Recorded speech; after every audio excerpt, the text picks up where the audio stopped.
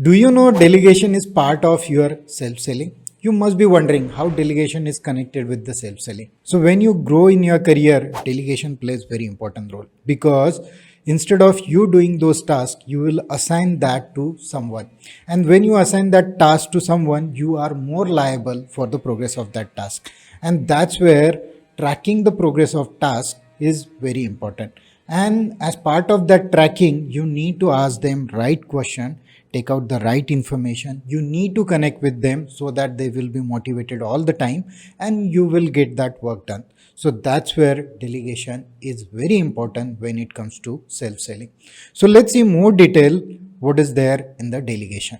So delegation is not just about assigning tasks, but also about providing the necessary authority, resources, support for the team member to complete the task successfully. So it is not just outsourcing that task. You need to provide them that ownership, necessary resources and support so that you will be equally involved in that task in order to complete it. It fosters the sense of ownership, accountability among team members as they are responsible for outcomes of the delegate task. So it gives them some sense of responsibility when you make them more liable. So that is the power delegation has. Effective delegation allows leader to leverage the diverse skills and expertise of their team, leading to improved productivity and efficiency. So that's where your role as a leader and delegating those tasks and improving the productivity of your team member is vital. Moving on to the next part, that important aspect of the time management. So delegation is again associated with time management, and let's see how it is. Delegate task not urgent, not important, to free your bandwidth. So when I say you delegate the task, you need to delegate which tasks which are not important and urgent, right? And wherever you feel it's urgent and important and where your focus is required, so you may need to get personally involved in those tasks. Delegating effectively not only empowers the team members but also allows leaders to focus on high priority tasks. So this is what I was saying few minutes. You need to preserve your bandwidth wherever you have high priority and urgent tasks. Delegation frees the bandwidth to focus on strategic planning and high level tasks. So as a leader, you will be spending more time on defining the strategies and sometimes some tactical solution. So tactical means immediate solutions, strategic means long-term solutions. Empowers team members, boosts their confidence, enhances their professional growth. So by delegating, making them more accountable, you are empowering them, you are helping in their growth at the same time. And that's where you need to delegate right tasks to the right team member for its effective execution. It increases your efficiency to produce final result. So being a leader, as and when you grow in your career, when you cross that 5-10 years boundary, you need to trust people, make them more accountable and responsible. Delegation is one of the key to grow in your career. Delegation is not weapon to avoid work. It is meant to empower others, value addition in their skills. So by delegating the things, you are not avoiding work, but you are making people more empowered in performing their tasks. Now, what strategies you need to adapt in order to have a effective delegation? When it comes to the delegation, you need to clearly define that task. Provide a clear and detailed description of the task, including the desired outcome, deadline, and any relevant guidelines or resources. You manage these things very effectively by using Scrum call, that Scrum methodology and Jira model.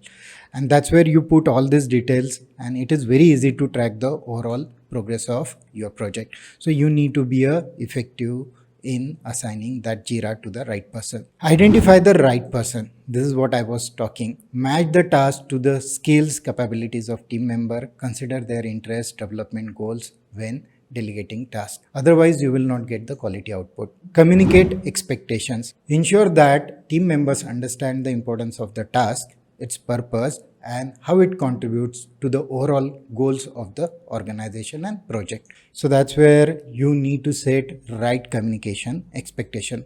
Provide authority and resources. Again, this is what we talk. It is not just to delegate and keep that person hanging. That is not the effective leadership. So along with delegation, you need to provide that authority and necessary support and resources in order to execute that task effectively.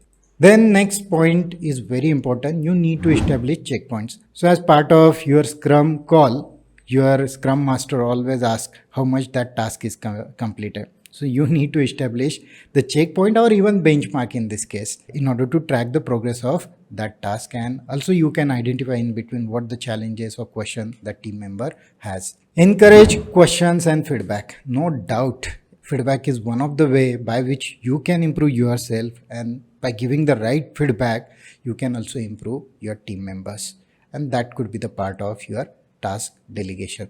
Now coming to the next part, recognizing achievements. Encouragement and motivation is always important part of your delegation. So when you recognize and acknowledge and appreciate those achievements, people feel privileged and they are more motivated in contributing more work. So that's where you need to recognize their achievements. Accept mistake and learn from them. So when you are in research and development, there are chances that you will do n number of mistakes, and same type of environment you need to give to your team members. Where somebody does any mistake, it could be small or major, you need to analyze that situation properly again.